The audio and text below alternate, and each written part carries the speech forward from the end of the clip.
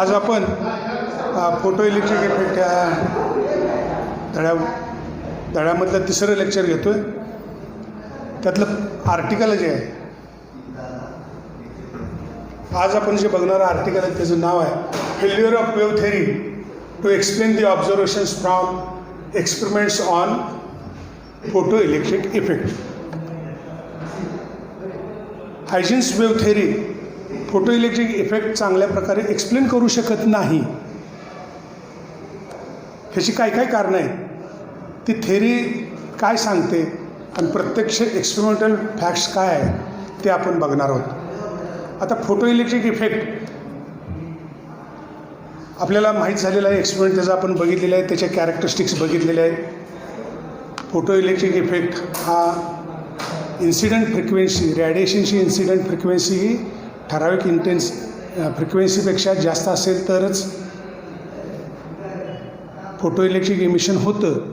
Photo electrons emit होतात. म्हणजे एखाद्या मेटल सरफेसवरती रॅडिएशनचा मारा केला, अल्ट्राव्हायोलेट रॅडिएशनचा मारा केला की तो मेटल सरफेस इलेक्ट्रॉन इमिट करतो. ह्याला आपण फोटो इलेक्ट्रिक इफेक्ट असं म्हणतो. आणि रॅडिएशनची फ्रिक्वेन्सी ठराविक फ्रिक्वेन्सीपेक्षा जास्त असेल तरच हे इमिशन होतं. आणि जी मिनिमम फ्रिक्वेन्सी इलेक्ट्रॉन इमिशन होण्यासाठी लागते तिला आपण थ्रेशोल्ड फ्रिक्वेन्सी असं म्हणतो. हे थोडक्यात मी सांगितलं. आणि आपण त्या कॅरेक्टरिस्टिक्समध्ये असंही बघितलेलं होतं की लाईटची फ्रिक्वेन्सी थ्रेशोल्ड फ्रिक्वेन्सीपेक्षा जास्त ठेवली आणि आपण लाईटची इंटेन्सिटी वाढवली तर नंबर ऑफ इमिटेड इलेक्ट्रॉन्सची संख्या वाढते. त्यामुळे फोटो करंटची मॅग्निट्यूड वाढते. म्हणजे photo current increases linearly with increase in intensity of radiation. Kinetic energy जी आहे ही इलेक्ट्रॉन इजेक्ट जो होतो त्याची कायनेटिक एनर्जी जी आहे ती कायनेटिक एनर्जी ही फ्रिक्वेन्सीवर अवलंबून असते. कायनेटिक एनर्जी ही इंटेन्सिटीवर अवलंबून नसते. तसंच फोटो करंट हा इंटेन्सिटीवर अवलंबून असतो. फोटो करंट हा फ्रिक्वेन्सीवर अवलंबून नसतो. आणि फोटो इलेक्ट्रिक इफेक्ट ही इन्स्टंटेनियस इफेक्ट आहे. Instantaneous effect. टाईम लॅग त्याच्यामध्ये इमिशन ऑफ इलेक्ट्रॉन आणि इन्सिडन्स ऑफ रॅडिएशन ह्याच्यामध्ये कोणत्याही प्रकारचा टाईम लॅग नाही. इन्स्टंटेनियस होणारी प्रक्रिया आहे. फोटो इलेक्ट्रिक करंट कलेक्टरला दिलेल्या प्लेटच्या पोटेन्शियलवर पण अवलंबून आहे. कलेक्टरचं पोटेन्शियल, पॉझिटिव्ह पोटेन्शियल आपण वाढवलं म्हणजे थोडक्यात collector is kept at higher potential than emitter. इमिटरपेक्षा कलेक्टरचं पोटेन्शियल जर हायर असेल तर आणि ते हायर पोटेन्शियल आपण वाढवलं तर फोटो इलेक्ट्रिक करंट वाढतो. कारण इलेक्ट्रॉन कलेक्ट करण्याची त्याची म्हणजे इलेक्ट्रॉन जास्त ॲक्सिलरेट होतात कलेक्टर प्लेटकडं आणि कलेक्ट करण्याची कॅपॅसिटी ते म्हणजे त्याची पॉवर थोडक्यात ती वाढते जसं आपण पोटेन्शियल वाढवू. त्यामुळं photo electric current is also depends on the potential given to the collector plate. हे असं आपण फोटो इलेक्ट्रिक इफेक्टचं हे काही कॅरेक्टरिस्टिक्स जे आहेत ह्या बघितल्या. पण हायजिनची वेव्ह थेअरी जी आहे ती नेमकं काय सांगते ते 6 पॉईंट तुम्हाला मी सांगतो. त्यातला पहिला पॉईंट असा आहे म्हणजे हायजिनची वेव्ह थेअरी जी सांगते ती सांगतो आहे मी तुम्हाला. Very intense light is needed for instantaneous emission of electrons. म्हणजे इलेक्ट्रॉन इमिट होण्यासाठी लाईटची इंटेन्सिटी खूपच जास्त पाहिजे असं ही थेअरी सांगते. जे प्रत्यक्ष प्रयोग केल्यानंतर असं लक्षात आले की लाईटची इंटेन्सिटी कमी असली तरी चालते, फक्त फ्रिक्वेन्सी थ्रेशोल्ड फ्रिक्वेन्सीपेक्षा जास्त पाहिजे. म्हणजे लाईटची इंटेन्सिटी जरी कमी असेल तरी फोटो इलेक्ट्रिक इमिशन होतं. म्हणजे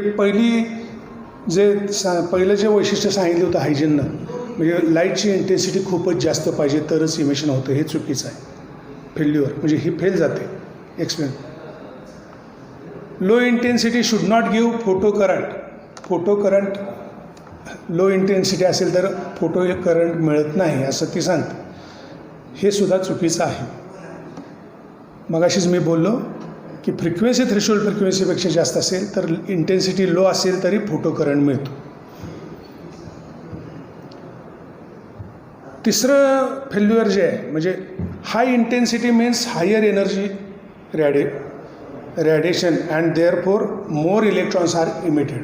म्हणजे ही थेअरी सांगते की इंटेन्सिटी जास्त असेल तर इलेक्ट्रॉनची एनर्जी जास्त असते आणि मोर इलेक्ट्रॉन्स आर इमिटेड. आता त्यातलं अर्ध बरोबर आहे. इंटेन्सिटी जास्त असेल तर इलेक्ट्रॉनचं इमिशन जास्त होतं हे बरोबर आहे. पण इंटेन्सिटी जास्त आहे म्हणून इलेक्ट्रॉनची एनर्जी वाढते हे मात्र पूर्ण चुकीचं आहे याच्यातलं स्टेटमेंट. कारण कायनेटिक एनर्जी इलेक्ट्रॉनची ही असं सिद्ध झालेलं आहे की इंटेन्सिटीवर अवलंबून नसते, फ्रिक्वेन्सीवर अवलंबून असते. पाचवा मुद्दा जो आहे तो असं सांगतो, low frequency light should release electrons and would take more time. म्हणजे रॅडिएशनची इंटेन्सिटी फ्रिक्वेन्सी ही कमी असेल तर इलेक्ट्रॉनचं इमिशन होण्यासाठी जास्त वेळ लागतो. तर प्रत्यक्षात असं लक्षात आलं की frequency greater than threshold frequency किंवा is equal to threshold frequency असेल तर ही प्रोसेस इन्स्टंटेनियस आहे. त्यामुळं मोर टाईम लागायचा इथं काही प्रश्न येत नाही. त्यामुळे ते त्यांनी सांगितलेलं, हायजीननं सांगितलेलं हे चुकीचं आहे लक्षात आलं. आणि increasing intensity should increase the maximum kinetic energy. Maximum kinetic energy should not depend on incident frequency. हे दोन्ही स्टेटमेंट ह्या शेवटच्या ज्या ह्याच्यात आहेत ती पूर्णतः चुकीची आहे असं प्रयोगात लक्षात आलेलं आहे. म्हणजे काय आहे ह्याच्यामध्ये काय म्हटले बघा, इंटेन्सिटी वाढवली की कायनेटिक एनर्जी वाढते. हे चुकीचं आहे. कायनेटिक एनर्जी कधी वाढते? फ्रिक्वेन्सी वाढवल्यानंतर. आणि maximum kinetic energy should not depend on incident frequency.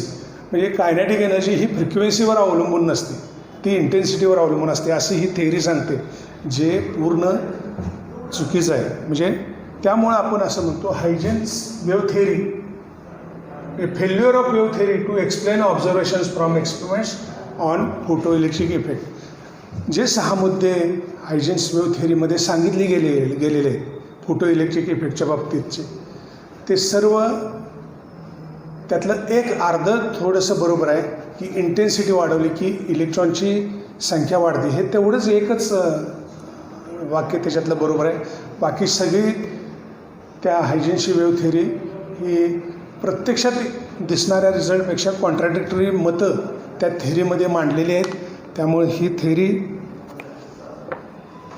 हा फिनॉमिनॉन एक्सप्लेन करण्यासाठी पूर्णतः फेल गेलेली आहे.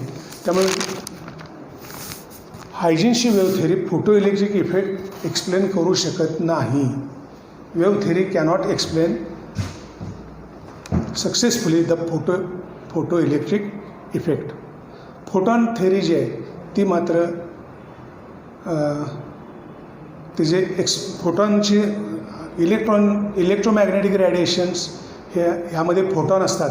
आणि ही फोटॉनची थेअरी जर आपण मान्य केली फोटॉन थेअरी, तर फोटॉनच्या थेअरीमध्ये दिसणारे फॅक्ट्स आणि प्रत्यक्ष एक्सपेरिमेंट करून दिसणारे फॅक्ट्स ह्यांचे रिझल्ट्स हे मॅच होतात असं लक्षात आलेलं आहे. त्यामुळं आपण फोटॉन थेअरी म्हणजे इलेक्ट्रोमॅग्नेटिक रॅडिएशनमध्ये फोटॉन आहेत, पार्टिकल्स आहेत, ही कन्सेप्ट जर स्वीकारली तरच फोटो इलेक्ट्रिक इफेक्ट चांगल्या प्रकारे एक्सप्लेन केला जाऊ शकतो.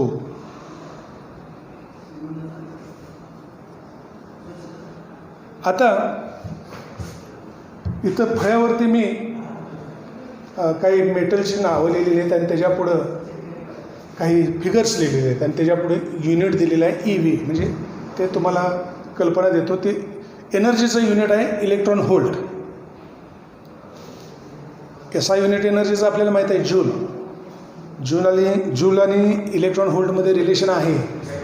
1 electron volt is equal to 1.6 into 10⁻⁻19 joule. असं ते रिलेशन आहे. इलेक्ट्रॉन हा फारच छोटा पार्टिकल आहे, त्यामुळे त्याच्याकडं असणारी जी म्हणजे त्याची ऊर्जा जी आहे ती मोजण्यासाठी फार मोठं युनिटची काही आवश्यकता नाही, जूलसारखे एनर्जीची काही आवश्यकता नाही. त्यामुळं छोटं युनिट एक सांगितलं गेलेलं आहे, त्याला इलेक्ट्रॉन व्होल्ट म्हणतात, इलेक्ट्रॉन व्होल्ट. आणि प्रत्येक मेटलसाठी असणारी ही काही फिगर्स लिहिलेले आहेत. हे फिगर्स काय आहेत ते तुम्हाला सांगतो, त्याची आपण डेफिनेशन बघणार आहे. ते फिगर्स जे आहेत हे work function of the metal आहे. आता वर्क फंक्शन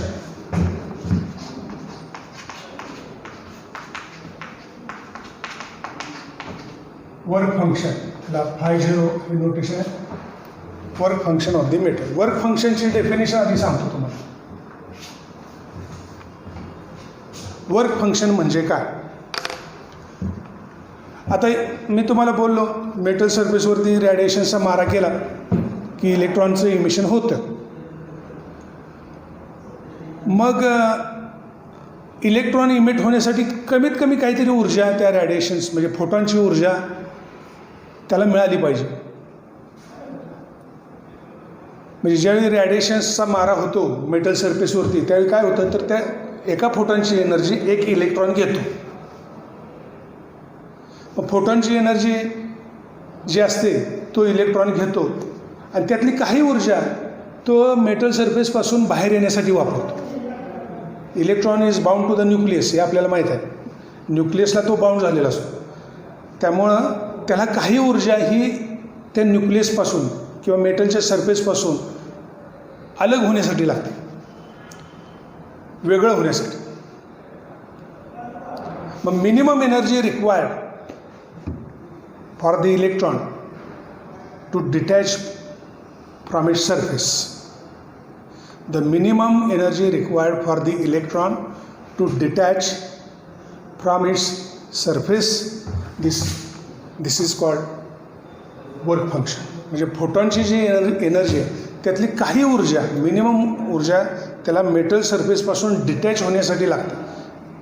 ह्या जेवढी एनर्जी जी मिनिमम एनर्जी त्याला डिटॅच होण्यासाठी लागते त्याला म्हणायचं वर्क फंक्शन. वर्क फंक्शन म्हणायचं. आता एखाद्या मटेरियलसाठी वर्क फंक्शन सेम असते, इलेक्ट्रॉनला दिली जाते. म्हणजे प्रत्येक इलेक्ट्रॉनसाठी वर्क फंक्शन वेगळं नसतं. एका मेटलमध्ये वर्क फंक्शन सेम आहे, पण मटेरियल बदललं तर वर्क फंक्शन बदलतं.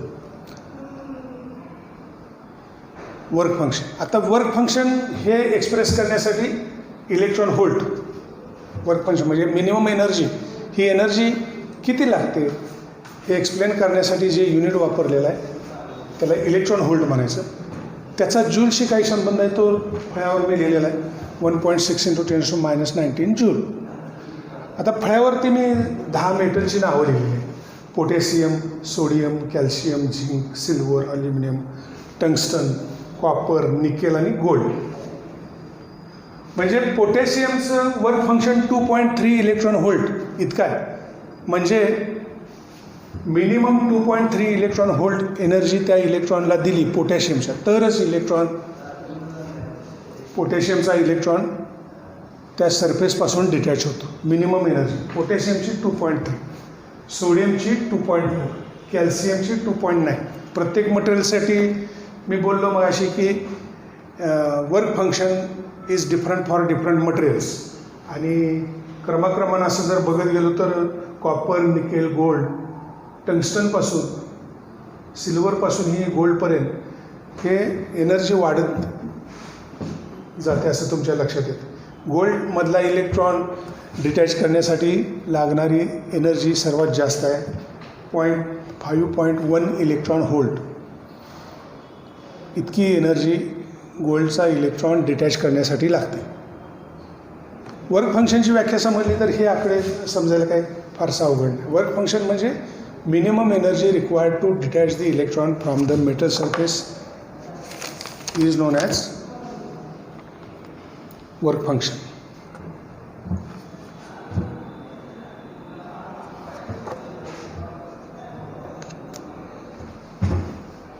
आता त्याच्यानंतर आपल्याला एक वेगळा आर्टिकल बघायचं आहे.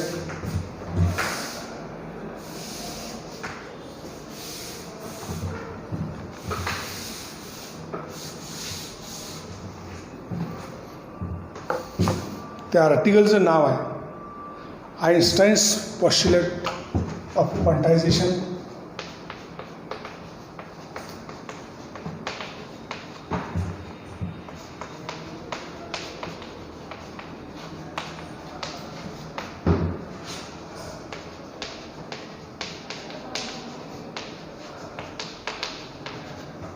Einstein's postulate of quantization of energy, quantization of energy,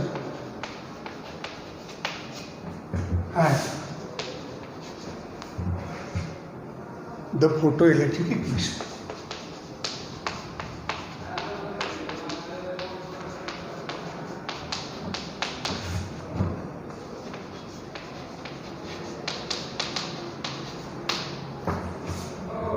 Einstein's postulate of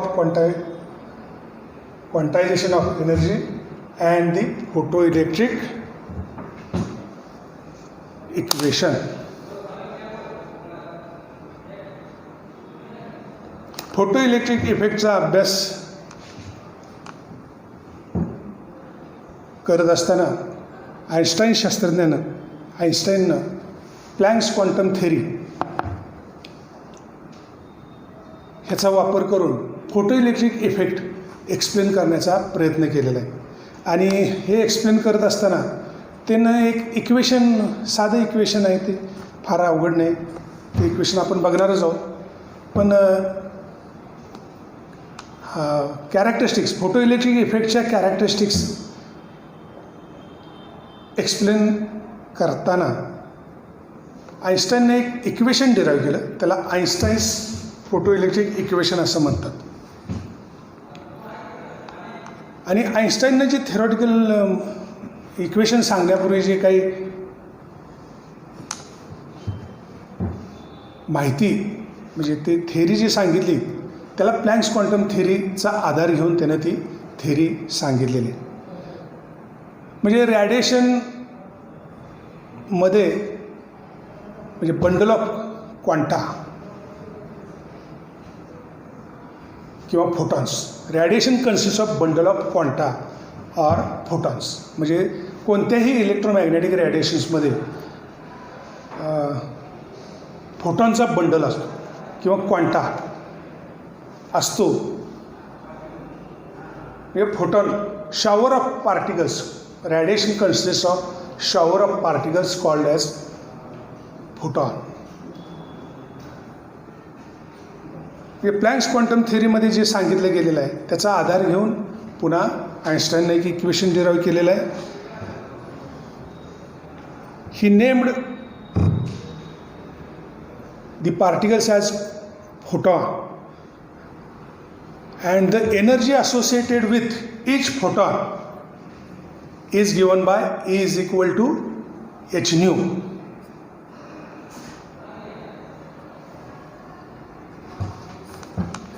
E is equal to h nu. Energy associated with each photon is given by E is equal to h nu, where h is Planck's constant.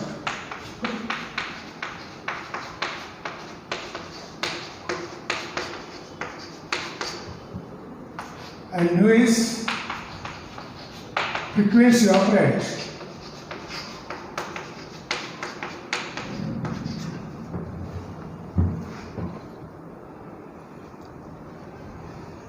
रॅडिएशनमध्ये जे photons आहेत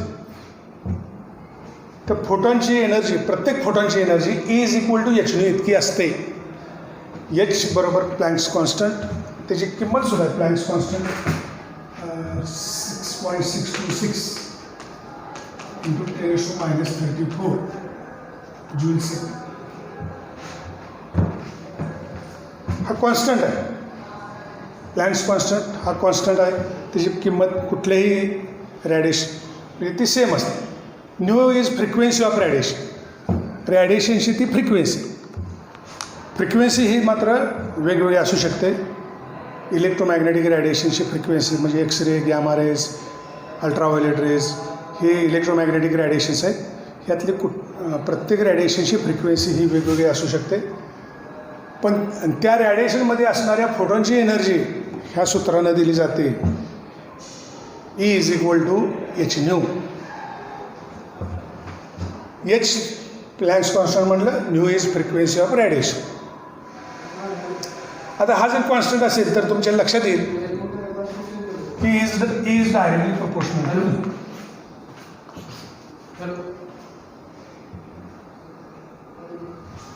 energy of photon is directly proportional to frequency. आता मग ह्याचा अर्थ काय होतो, तर frequency वाढवली की एनर्जी वाढते. आता new is equal to C/λ.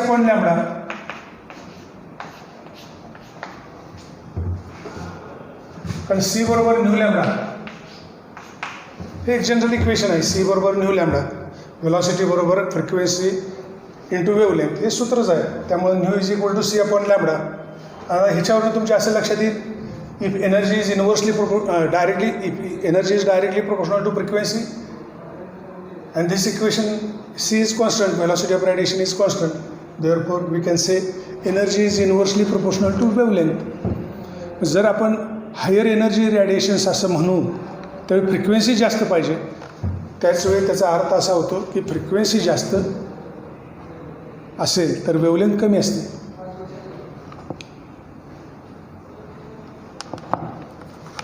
Frequency जास्त, वेवलेंथ कमी. म्हणजे energy is directly proportional to frequency, energy is inversely proportional to wavelength.